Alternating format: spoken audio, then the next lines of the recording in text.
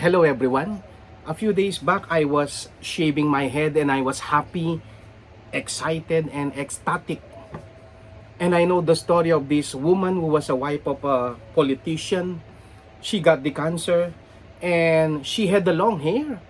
And the stylist was shaving her head and the woman was crying. So what was the difference? Let's talk about that in a while. Welcome to our topic, choose to be happy during this pandemic and beyond. 10 considerations in choosing happiness. Consideration number 1, happiness is a religious obligation for 3 reasons. Letter A, happiness is contagious. So be happy as you can be. You owe it to your spouse. You owe it to your community to be happy. Why? Because happiness is contagious. In John 15:11, Jesus said, I have told you this so that my joy may be in you and that your joy may be complete. Jesus was communicating happiness. He wanted to be sure that his disciples will be joyful even when he is dead, even when he is gone. That is the first religious motive as to why we need to be happy. People will be encouraged to do the same, to live their life joyfully. Letter B, happy people change the world. People are more decent when they are happy. St. Paul said in 2 Corinthians 9:7, each of you should give what you have decided in your heart to give, not reluctantly or under compulsion. For God loves a cheerful giver. There are so many explanations of this, but one important matter that you should remember is when you are cheerful, you are most likely to give. When you are happy, you are most likely get yourself involved in charity, in feeding program, in doing a lot of good stuff. That is why it's a moral obligation. The third reason as to why you need to choose to be happy is because happiness is your greatest religious publicity. Whatever charismatic involvement you have, whatever community you belong to, whatever sort of religion you have, your happy face, your jovial spirit is your great publicity. You know, one time I had a confession to a priest and he was listening to the person on the other end. This was in Baclaran. And then when it was my turn, he asked me, when was your last confession? So I was trying to count the weeks. And then suddenly, in anger, he said, you've been sitting there for the last 15 minutes and you do not even know when was your last confession? You know, I remember the name of that priest. And I told myself, I will never come back to that priest again. That is how important happiness is. It's our greatest ad. It's our greatest commercial. It's our greatest publicity. People will know. People will be moved, to join us or to distance themselves from us just because they see us either happy or miserable. No, you owe it to everyone that matters to you and to every single individual you meet in this world to choose to be happy. Now, the second consideration in choosing to be happy during this pandemic is positive or negative realities determine how happy you can be. Winston Churchill said, the pessimist sees the difficulty in every opportunity. The optimist sees the opportunity in every difficulty. Life is simple. No? Your life is made up of only 2 kinds of realities, positive and negative. No? When we were young, we were told of the weighing scale. No, that is true. If you have more positive thoughts in your life, and then positive experiences, and then positive feelings, your life will be great. Life will be awesome. Life will be amazing. But if you have more of the negative, what do you experience? Misery, depression, pain, sickness, boredom. During this pandemic, a lot of people are bored. No? A lot of people are in pain. A lot of people are suffering. No? So what happens? What's the difference between the pessimist and the optimist? Well, the pessimist begins his day with bad news, frustrating thoughts, and toxic ideas, always seeing a gray sky. The optimist sees a setback as opportunities for comeback. Problems are nothing but challenges that are waiting to be solved. They do not have much impact, no? They do not have much impact on his future, no? Whatever sort of problems he has, he remains composed as he faces the storms of everyday life, no? Negative people, they see a polluted sky, no? Positive people, during this pandemic, they see a much and a clearer, better sky, no? So, a pessimist sees failures, shortcomings, and mistakes as something permanent. He takes things personally, that as if people are ganging against him and the world is there to punish him relentlessly. As a result, he is more likely to be upset or distracted. The optimist, the positive thinker, tends to smile more often, even when overloaded with stress. He tries to have fun as often as he could. The pessimist tends to frown, taking things with a heavy heart. The optimist feels good about himself and life in general. In return, life provides him with more opportunities to feel good. When you are feeling good, you attract more reasons to feel good and to be happy. The pessimist feels bad about himself. His experiences help him find what he is constantly searching for: negative results. The optimist sees more reasons to be grateful. The pessimist sees more reasons to be regretful.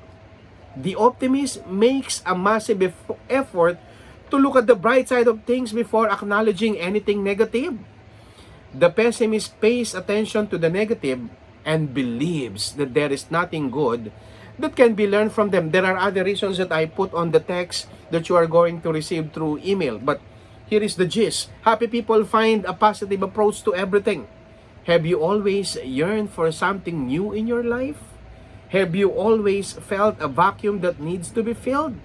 Without you knowing it, you have fallen into a depressive slump, seemingly stuck forever. For the pessimist, this could be game over. Not for the optimistic person. He sees problems as solutions waiting to be found. Even in this pandemic, there are so many positive things that we could enjoy. So what is the choice here? Choose to be positive. Consideration number 3. Love, as the powerful energy, can transform you into the happiest person ever. Now, the world looks different when we fall in love. The world is a mirror. What you feel inside, you get on the outside. This is why you cannot fix life by working on the outside. It has to be from deep within.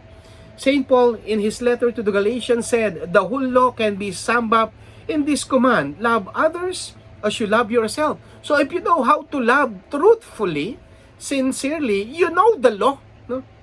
1 John, the Apostle John said in 4:10, love then consists in this, not that we have loved God, but that He has loved us and has sent His Son as an offering for our sins. My dear friends, every person who has a great life use love to achieve it. Love is a powerful emotion that we all have in abundance. No? You have the power over your health, your wealth, your career, relationships, and every area of your life. Now, the question is, but if you have the power over your life and the power is inside you, why isn't your life amazing? Why sometimes you feel depressed? Why aren't you filled with joy every day? Answer: because you have a choice. You can choose not to love. Try this during this week, no? Always remembering that love is the fundamental building block of a happy, purposeful human life, no? Love is perceived not just an emotion, because love is more of a choice, no? It's not just the feeling, no? Choose to be a loving person and to become loved. Try this week, no? Instead of getting angry, you tell yourself, I choose to be loved.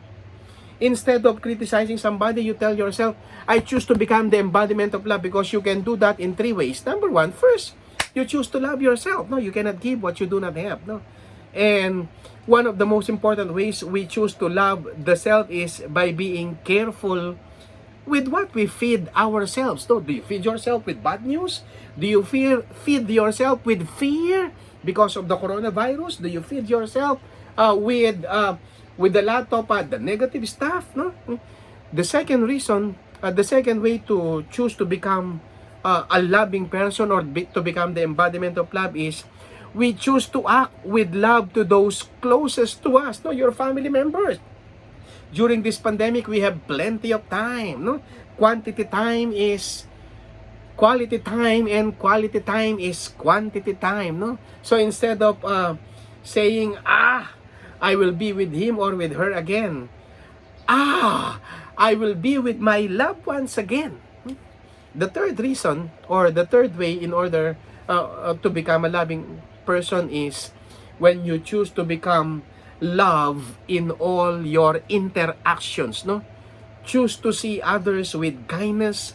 Do good if you can to every person you meet, but always make sure you do no harm. Embody love as a way of being throughout your life. By truly becoming love, we ourselves are transformed. And the more we focus on acting with love, the more we find happiness. The fourth consideration is about generosity. Generosity is giving and receiving happiness, no?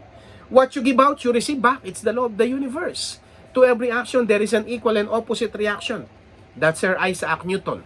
Jesus said in Luke 6:38, give and it will be given to you. For by the measure with which you measured, will be measured back to you, no? So when you give help and support to someone in need, help and support will return to you with lightning speed, no? When you give anger to a family member who let you down, and then anger will also return to you, no? When we spend a life of service, giving our time, effort, and even our very life to make this world a little better, we become a bridge to the future and a link to the past. To be truly happy, we have to cry for others and not only for our own needs. The fifth consideration is refuse to be a victim. Take personal responsibility. No? You know, Nick Vujicic, no? That guy without arms and legs. No? He said, if you aren't where you want to be, or you have not achieved all you hope to achieve, the reason most likely resides not around you, but within you. And then he encouraged people, take responsibility and then take action. So what happens when you do not play the victim's role? What happens when you take control? Donald Miller said, we don't naturally want to take responsibility for our lives. We want to give the responsibility for someone else. We blame them when our lives aren't good. No? When you blame, you don't produce results. When you don't take action, nothing happens. That is why when you take control, your life changes and you become happier. No? So what happens to people who take control? Well, when you make the decision to take control, you choose to be the best that you can be. You believe in yourself and in the God who believes in you. You overcome your flaws, imperfections, insecurities, and limitations. You find what you are passionate about. You use your giftedness to determine your specific mission. You learn from your failures to get better. You turn moments of disgrace into moments of grace. A lot of things happen when you take control. You just read the rest once you receive the email, no? So let's go to consideration number 6. Perception is better than truth. What does that mean? Well, it means that our beliefs are more important than the reality. If during this pandemic, you believe that life is over, that life will be in total misery, that life will be difficult, then it will be. But if you change your perspective, if you replace those delimiting beliefs, and then life becomes magical, no? And this pandemic becomes an opportunity for us to grow. And there are so many things to improve ourselves into. You know that during this pandemic, I wrote and finished a book. I'm writing the second one. I did a lot of other things, even inside this small room. No? And then I had those little helps and other stuff. No? So, what is consideration number 6? Improve the way you perceive. No? When you change personal philosophies, especially those that are limiting you, and then life becomes magical. Talk often of what you love and what you want to become. Number 7, consideration. Gratitude works like magic. we know that there is too much blessing when we count our blessings. And in gratitude, that's exactly what you do. You focus on your blessings. In gratitude, you focus on what you already have, what you already enjoy. And the more you focus on what you enjoy, the more they multiply. And when you and when you focus on what you enjoy, the happier you become. And then you open your door and your windows to more opportunities and more of those blessings that come from the Lord. No? The magic you once believed in is true, and it's the disillusioned adult perspective of life that is false. When we were young, we believe in magic. We believe that life is awesome, that life is giving us reasons to be ecstatic, that life is full of surprises. And these are all true. And gratitude allows us to realize that truly in life there are difficulties, but in life there is too much grace and blessing. Consideration number 8. Progress. Do something that allows growth. No?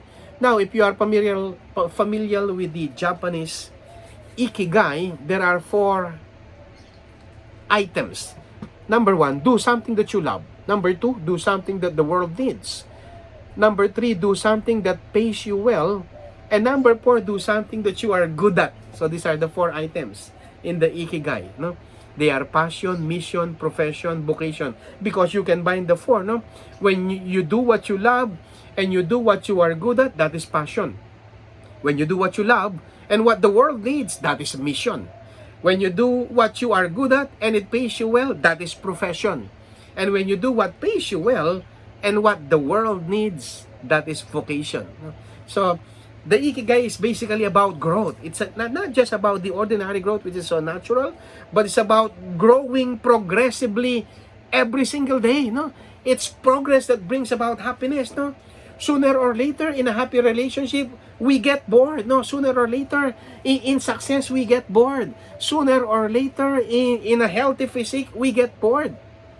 That is why we need progress. And it is progress that allows us to be truly happy. Number 9, be willing to pay the price. A lot of people, they want to gain, but they are not willing to pay the price. No, we have the natural tendency to do what is easy, to take shortcuts, or to have instant results. No, good things often involve responsibility, discipline, and hard work. Do you know that the temptations of the devil in Matthew chapter 4, they were all about taking shortcuts? No? If you are the Son of God, command this stone to be turned into bread. Wow! You don't need to plant the wheat. You don't need to do a lot of other stuff. In the snap of a finger, there is food. And then people will follow Jesus for the wrong reason. He is offering us bread. So now, they will see Jesus not anymore as the bread of life or as the bread from heaven, but as someone who gives them something material. That is the temptation of the devil. He wants us to do instant results. That's why all the other instant items are patok na patok. Instant coffee, instant charity sweepstakes, no? Instant noodles. No? It's the way of the devil. I'm not saying that when you drink instant coffee or eat instant noodles, you are doing it wrong.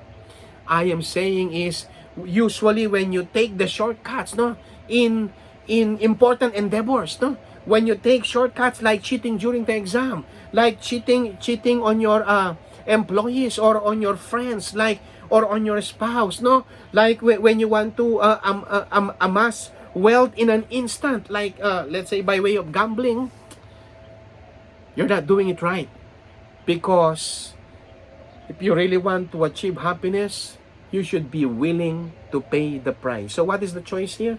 Choose the right way. It may be long and it may involve difficult tasks, hard work, and consistency, but it often gives lasting benefits and lasting happiness.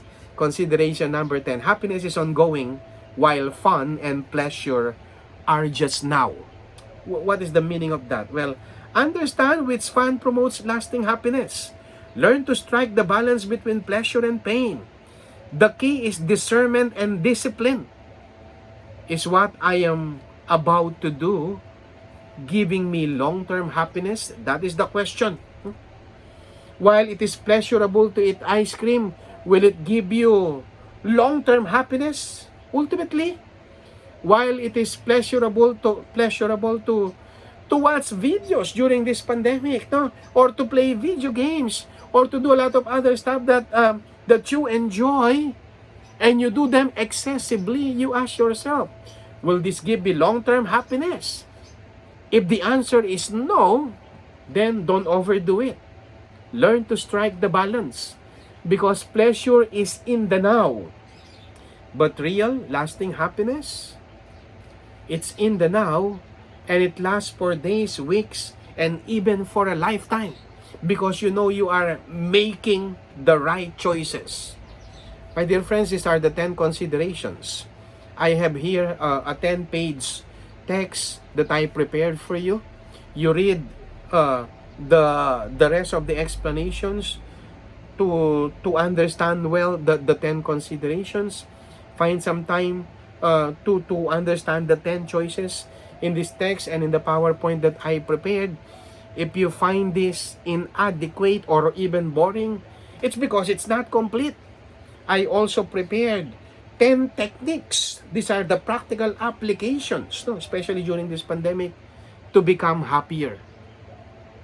I hope to present that to you in some other occasions. Meanwhile, before I conclude, let me go back to that story of the woman who was having her hair being shaved because of cancer. Why was she crying? Because she was attached to the hair. She was attached to beauty. She is attached to life. She is attached to health. Now, she might be having the realization that she is losing all of that. It's good to be attached, but balance it with detachment. There are things in life that are beyond our control. When you look at these 10 considerations to happiness, you look at gratitude, generosity, love, service, giving, choosing to be happy, choosing to be positive, you come to realize that, yeah, there are some things in life that are beyond our control. But there are some things in life, in fact, there are so many of them, that are within our control. One of them is choosing to be happy during this pandemic and beyond. When I was shaving my head about 3 or 4 days ago, I did not even doubt myself. I did not even think twice, because I'm doing it out of love. I'm doing it out of choice. I wanted to be in solidarity of those people who do not have the choice because of the virus, because they are dying helplessly, because they do not have the money, because they are suffering. I'm doing it because of a deeper motive, and that brings about more and lasting happiness. And it brings you more and lasting happiness when you do things out of love. Thank you.